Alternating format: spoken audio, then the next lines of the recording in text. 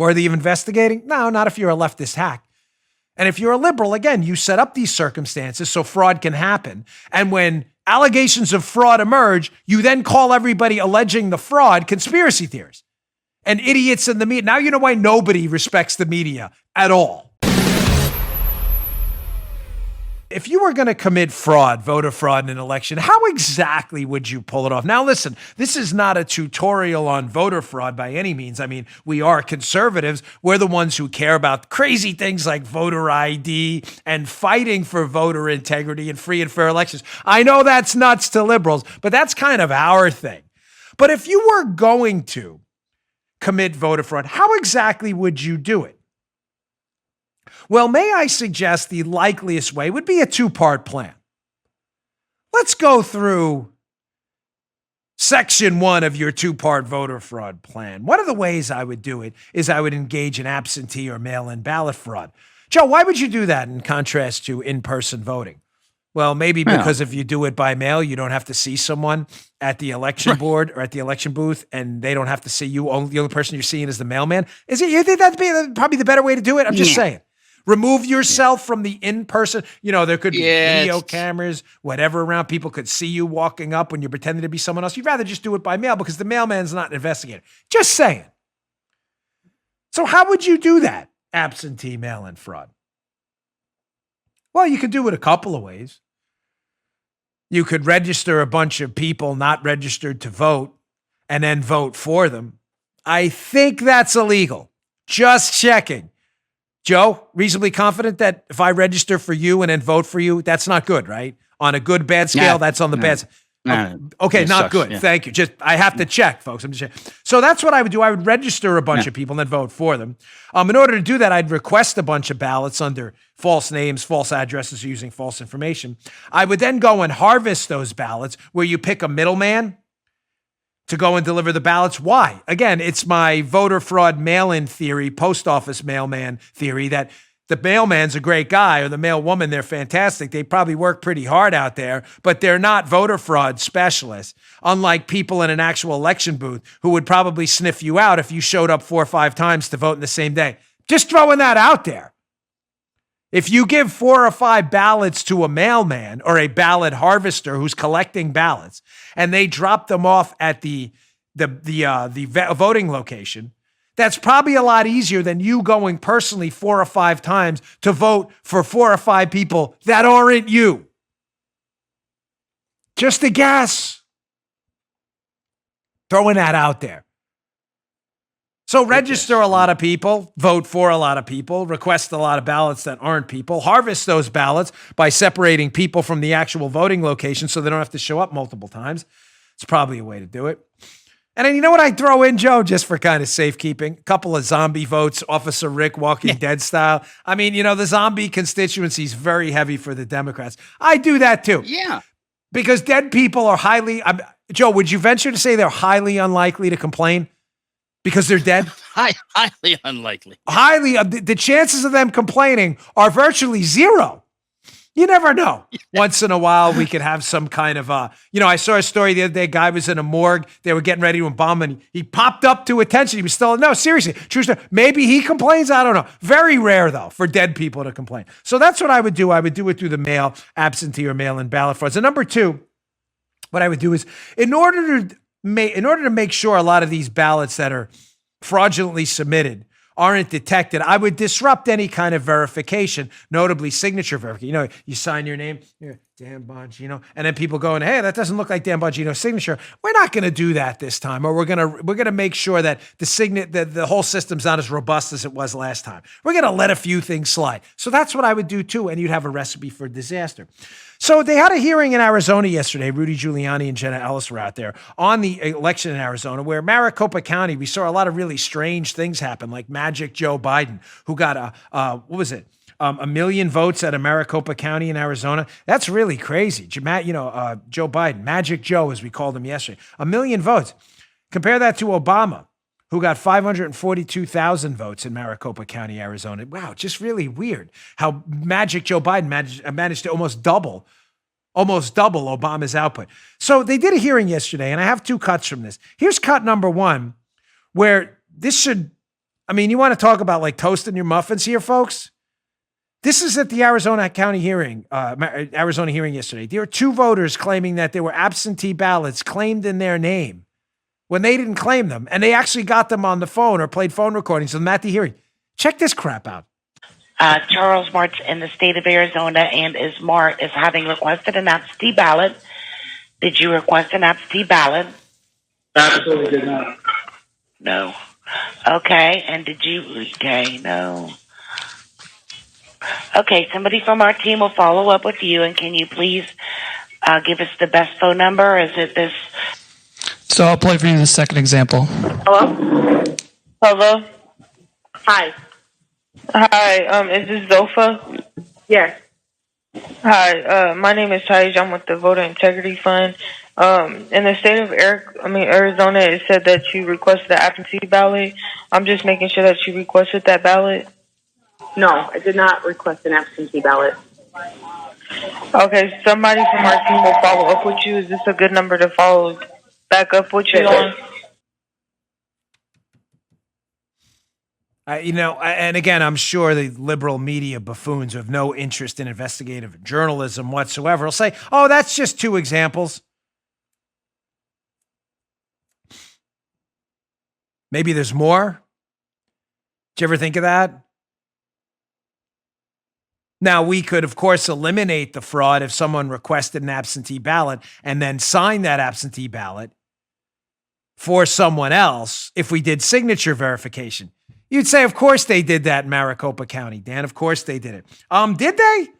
Here is another clip. You're going to hear the voice of Rudy Giuliani at the hearing yesterday, asking this man involved with some of the election detection mechanisms we were trying to detect fraud, asking him what they did to verify the signatures of 1.9 million Maricopa County voters. Again, 1 million of whom magically voted for Joe Magic Biden, in contrast to 542,000 who voted for Obama. So let's see the vigorous signature verification mechanisms they used in Maricopa County. Check this out. Did you say that a Pima County official said that they didn't validate any of the mail-in votes? That was Maricopa County. Maricopa. They didn't validate the signature. They didn't validate the signatures on the mail-in ballots. And that's 1.9 million. Correct. And do we know who that is? I would have to get the video. Well, could you get it for us? Oh, yes, sir. No, you don't have to do it right now, but before the end of the hearing. That would render every one of the 1.9 million votes absolutely never checked for fraud, deceit, mistake. And if they're mail-in votes, that can't be done now. They've been separated from the envelope. Correct. That would indicate. So those are basically 1.9 million votes that are illegal votes. Or that had the potential to be illegal votes that weren't validated. The signatures weren't validated. But can we determine now if any of them are legal or illegal? If the envelopes were separated from the ballots, there would be no way to tell a ballot for candidate. You could still go back and look at the envelopes to validate the signatures, but you wouldn't know what the ballot.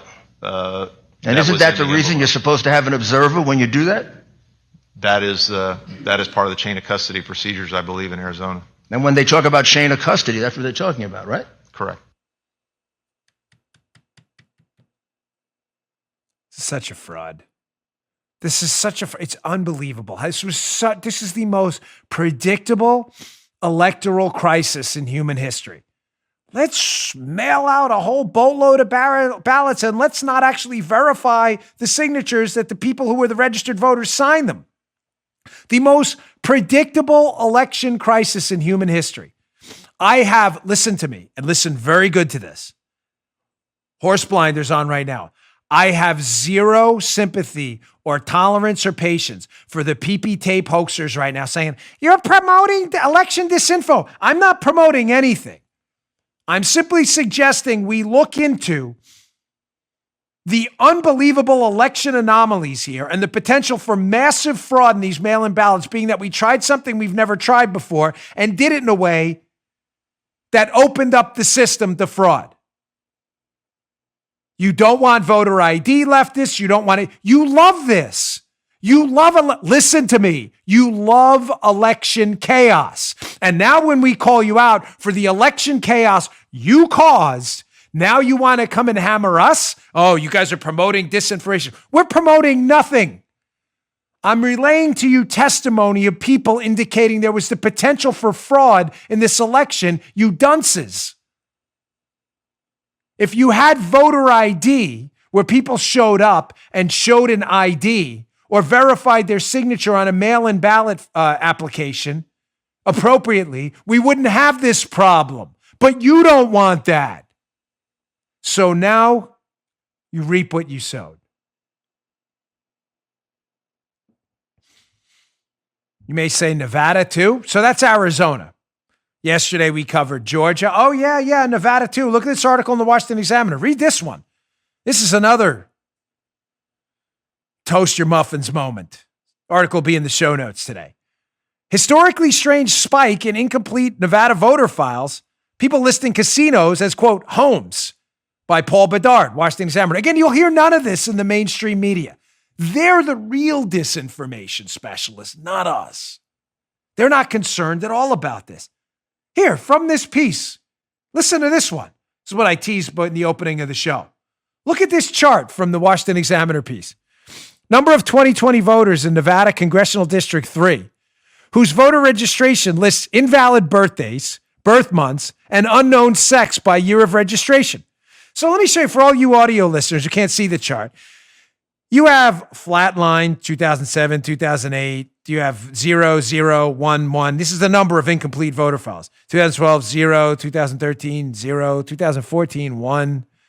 2015, 3. 2016, Joe, big spike. 2016, Congressional District 3 in Nevada had a whole 68 voter files that were incomplete. Huge spike, Joe. Huge spike. So 2017, they had 28. 2018, wait, Joe, this is big. 156. Wow. That's anomalous. 2019, 373 incomplete voter files. And then we have election year 2020 that just happened, the presidential election in Nevada. And in one congressional district where the previous high was 373, and in the last presidential election, they had 68 incomplete voter files. They had what, Joe? 71, 85. How about 13,372? Oh! Worth looking into? Dude. No, not if you're an investigative journalist in the mainstream media. Nothing to see here, folks. Nothing at all. Don't you worry. No, better. Duck first. Let's go to this other screenshot from Paul Bedard's piece. Read this one in the Examiner. She found that in the last presidential election, yes, there were 68 voter regs missing the critical data. 2020. It was an astonishing 13,372. Again, you reap what you sow. Liberals out there, you see why I did the show in this order? By the way, it's not an accident. Who now are complaining, how dare you question the election while setting up a series of predicate circumstances that would lead people to question an election. Crazy, right? Let's not do voter ID. Let's not verify signatures in an appropriate manner. Let's let voter registrations spike in historic numbers without investigating why. And then when Republicans dare to question the election, accuse them of being, it's a conspiracy theory. This is Soviet Union level Pravda stuff. Remember this story in Georgia, this tweet from Matt Brainerd, who's working with the Trump team? They identified over 1,000 absentee votes cast by individuals whose registered addresses are in fact at post offices, UPS, and FedEx locations, disguising the box numbers as apartment number, unit number. I told you that story in my own experience as a federal investigator, how this is what fraudsters do. They go to a UPS store, they get box 22, and they label it apartment number 22. That's what they use as their mailing address to make people think they live somewhere. They don't live in the UPS box. Kind of hard.